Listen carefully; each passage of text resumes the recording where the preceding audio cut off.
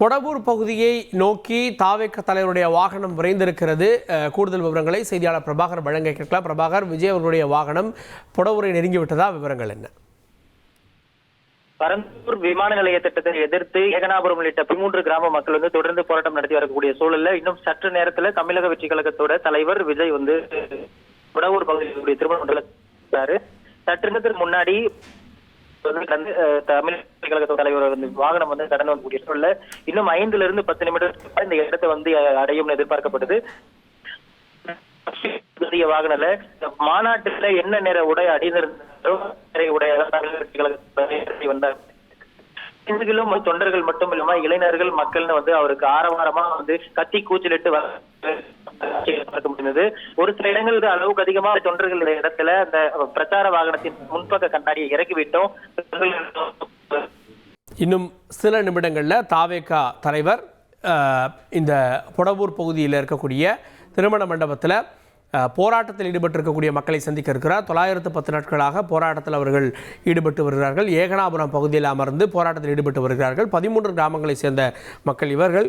இங்கே 2022 இந்த திட்டம் திட்டத்திற்கான அறிவிப்பு வந்தது.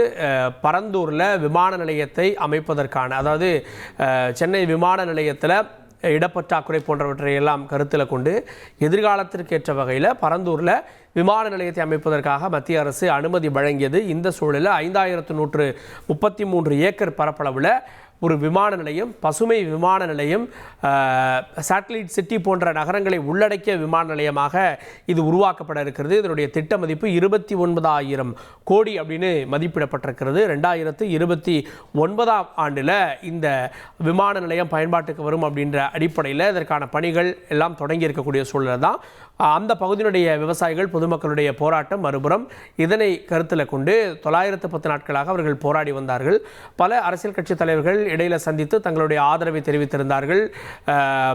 அந்த அடிப்படையில் 35க்கும் மேற்பட்டோர் இதுவரை ஆதரவை தெரிவித்திருக்கக்கூடிய சூழலில் தாவேகா தலைவரும் நடிகருமான விஜய் இன்று தன்னுடைய ஆதரவை தெரிவிக்க இருக்கிறார். இதில் முக்கியமானது என்னென்னா, அவர் அரசியல் கட்சியை மாநாட்டை நடத்திய பிறகு புத்தக வெளியீட்டு விழாவில் அனைவருக்குமான தலைவர் அம்பேத்கர் அப்படின்ற அந்த புத்தக வெளியீட்டு விழாவில் கலந்து கொண்டார். அதன் பிறகு அவர் பொது நிகழ்ச்சிகளில், குறிப்பாக நேரடியாக களத்திற்கு வரக்கூடிய நிகழ்ச்சியாக இந்த நிகழ்வு மாறி இருக்கிறது. அதனால் போராட்ட களம்தான் அவருடைய தாவேகாவுடைய முதல் அரசியல் நிகழ்வா அப்படின்ற கேள்வியும் இது ஏற்படுத்தி இருக்கிறது. இதற்கு முன்பாக வெள்ளத்தால் பாதிக்கப்பட்ட மக்களை அவர் பனையூர் அலுவலகத்தில் சந்தித்து அவர்களுக்கு நிவாரணம் வழங்கியது விமர்சனத்தை ஏற்படுத்தியிருந்த நிலையில் அதற்கு முற்றுப்புள்ளி வைக்கும் வகையில் விஜய் இங்கே களத்திற்கு வருகிறாரா அப்படின்ற கேள்விகளும் அரசியல் அரங்கத்தில் எழாமல் இல்லை.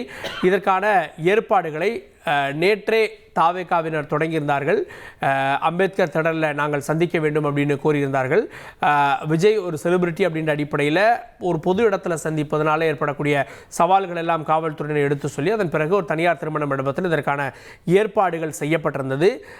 எங்கிருந்தாலும் என்ன, மக்களை சந்திப்பதான் விஜய் அவர்களுடைய இலக்கு அப்படின்னு தாவேகா பொதுச் செயலாளர் புஷியானந்த் தெரிவித்திருந்தார். இந்த சூழலில் இன்னும் சில நிமிடங்களில் பொடவூரில் இருக்கக்கூடிய திருமண மண்டபத்தில் இந்த ஏகனாபுரம், பரந்தூர், இதனை சுற்றி இருக்கக்கூடிய இந்த பொடவூர் அப்படின்னு இந்த 13 கிராம மக்களை சந்திக்க இருக்கிறார். சந்தித்து ஆதரவு தெரிவிக்க இருக்கிறார் போராட்டத்திற்கு தாவேகா தலைவர் நடிகர் விஜய். செய்திகளை உடனுக்குடன் தெரிந்து கொள்ள உடனே சப்ஸ்கிரைப் பண்ணுங்க.